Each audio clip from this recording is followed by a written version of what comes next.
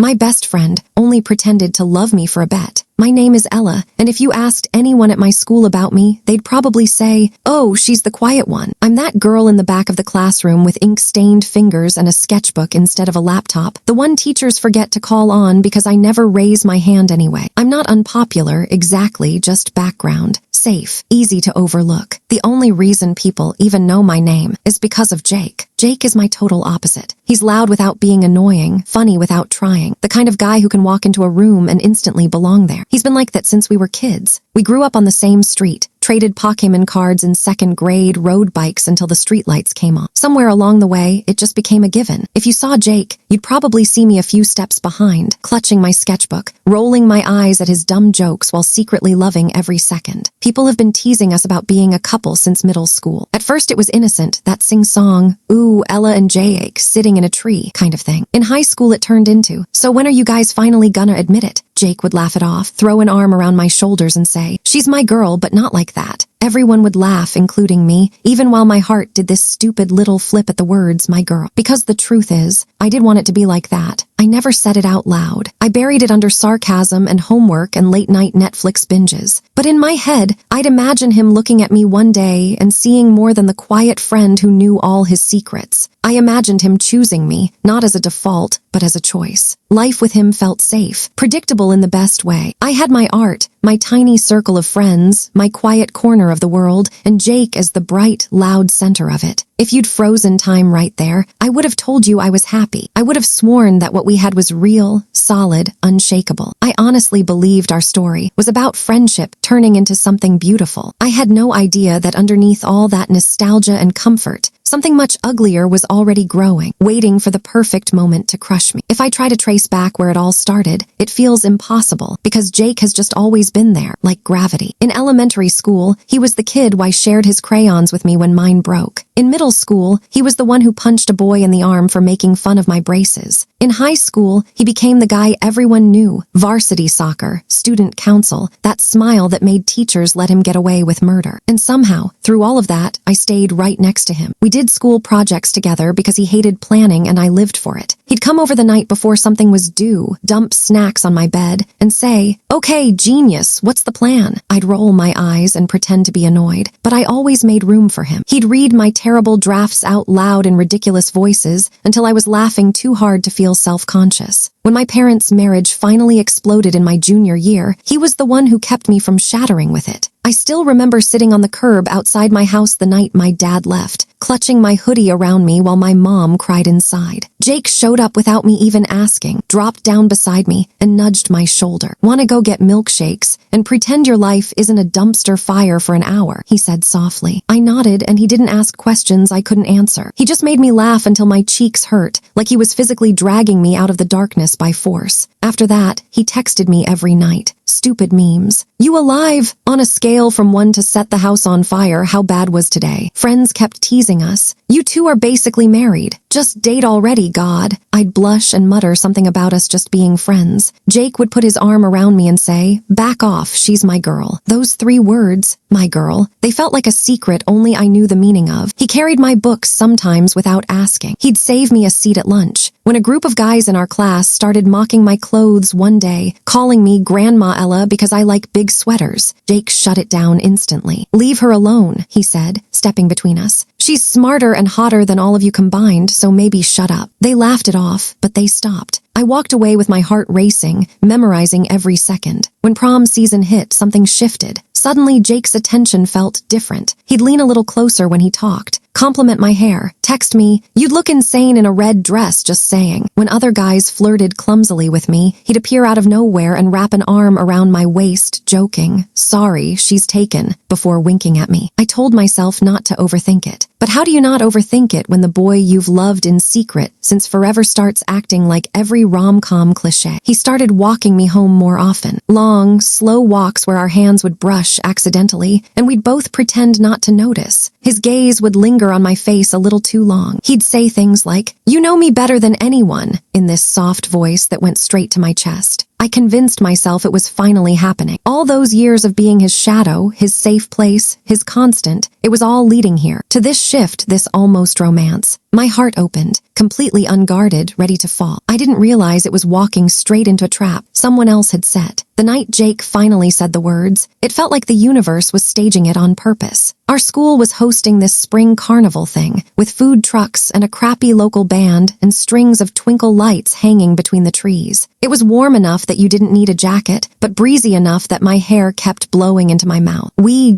wandered away from the crowd, like we always did, drifting toward the quieter part of the field. Kids were laughing, couples were taking photos. It felt like every teen movie I'd ever seen, just with uglier decorations. Jake looked nervous. That alone was weird. He's never nervous. He kept cracking his knuckles and kicking at the grass. "Hey," he said, stopping under one of the trees. The lights above us cast this soft glow on his face. "Can I say something without you making fun of me?" I laughed because that's what I do when I'm anxious. No promises. He took a breath and looked straight at me, really looked, like he was trying to memorize me. "I've liked you for a long time, Elle." For a second, I thought I misheard him. My brain literally stalled. "What?" I managed. He rubbed the back of his neck, eyes flicking away for a moment. "I mean, I've always liked you, obviously, but lately it's been more. I think it's been more for a while. I just didn't want to mess things up." The world went a little blurry. My heart was hammering so hard I could hear it in my ears. Every fantasy I'd ever had about this moment felt cheap compared to how it actually felt, standing there with him saying the words out loud. "I thought you only saw me as a friend," I whispered. "That's the thing," he said, stepping closer. "You're my best friend. You're my favorite person. Who else would I want to be with?" I'm pretty sure I smiled like an idiot. "So, what are you saying?" He grinned, that big, warm, familiar grin that always made me feel like I was safe. "I'm saying, will you be my girlfriend?" I didn't even hesitate. Yes. The way his face lit up, the way he pulled me into a hug that felt different than any hug we'd shared before. It was like the whole world fell into place. For the first time in my life, I felt completely, utterly seen. Not as background noise, not as the quiet one, but as the girl someone had chosen. The weeks that followed were a blur of everything I'd secretly wanted. He held my hand under the desk in English class, fingers tracing circles on my palm when he thought no one was looking. He draped his jacket over my shoulders when I shivered, even when I insisted I was fine. He walked me to every class, kissed my forehead in the hallway, whispered, "You're so innocent, it's cute," in my ear. It was almost cinematic, like we were living out a script I didn't know I'd memorized. The late-night calls turned into "I miss you" and "I wish you were here." My sketches shifted from landscapes and abstract shapes to his hands, his smile, the angle of his jaw when he laughed. But then, little cracks started to show. His friends would fall suspiciously quiet when I walked up, exchanging these quick glances before plastering on fake smiles. Sometimes, when we were all hanging out, one of them would nudge him and say, "You're really going through with this, huh?" and then laugh it off like a joke when I asked what they meant. His phone started buzzing more. When I'd ask who it was, he'd shrug and say, "No one," then turn the screen away. Once, I caught a glimpse of a group chat name I didn't recognize, something with a trophy emoji at the end. I told myself it was nothing, that I was being paranoid, that love was supposed to be a little scary, that my insecurity was just my parents' mess bleeding into my own relationships. I took all the warning signs, stuffed them into a box in the back of my mind, and sat on the lid. Because being with him felt too good, too overdue, to risk losing over a weird vibe and a buzzing phone. I didn't realize those tiny inconsistencies were the edges of something much darker waiting to be exposed. The day everything blew up, the sun was annoyingly bright. One of those perfect afternoons where nothing bad is supposed to happen. School had just let out, and the soccer team was hanging around the bleachers after practice while I waited for Jake. I was sitting on the lower row, sketching the field, half listening to the boys messing around behind me. Jake had texted, "Coach is talking, gimme 5, so I wandered a little, ending up near the back of the bleachers where the metal beams made everything echo. I wasn't trying to eavesdrop, I swear I was. But then I heard my name. "Dude, I still can't believe you actually pulled it off with Ella," one of his teammates laughed. I recognized the voice, Matt, the loud one who never takes anything seriously. "Yeah, man," another voice said. "Thought she'd ghost you or freak out. She's like painfully shy." I paused, my pencil hovering over the page. Jake's voice came next, lighter than I'd ever heard it when he talked to me. Told you I could do it. My stomach twisted. Do what? Matt snorted. I owe you $20, by the way. Didn't think you could get boring little Ella to actually fall for you before prom. Time stopped. I felt it, physically, this drop in my chest like an elevator cable snapping. Hey, it wasn't just you, another guy chimed in. We all bet. Pot's at what, like 300 now? You better appreciate your prize, man. Prize? My hands started shaking. I couldn't breathe. I pressed myself against the cold metal, hoping they wouldn't see me, needing to hear the rest and hating myself for that need. Jake laughed. You're all idiots, it wasn't that hard. She's you know. You're so messed up, someone said, joking. So what, you gonna actually go all the way with her on prom night or what? I felt like I was going to be sick. There was a pause. Jake's voice dropped. I'm not talking about that with you guys. Aw, look at him, catching feelings, Matt teased. Bet turned into a love story. Shut up, Jake muttered, but he was still laughing. Whatever, a bet's a bet. You all saw it, she's obsessed with me now. Pay up. I didn't hear the rest. My ears were ringing too loudly. The words swirled around my brain like broken glass. Bet, boring little Ella, prize, obsessed. My sketchbook slipped from my hands and hit the ground with a smack. The sound broke whatever fragile cover I had. Heads turned. Jake looked up from the circle of guys, smiling automatically when he saw me, then freezing when he took in my face. Ella, he said like a question. I didn't say a word. I just turned and walked. Fast. My vision blurred with tears, the world tilting sideways. I heard him calling my name behind me, footsteps thudding on the metal steps, but I couldn't stop. If I stopped, I would scream, or collapse, or both. He caught up to me near the parking lot, grabbing my arm gently.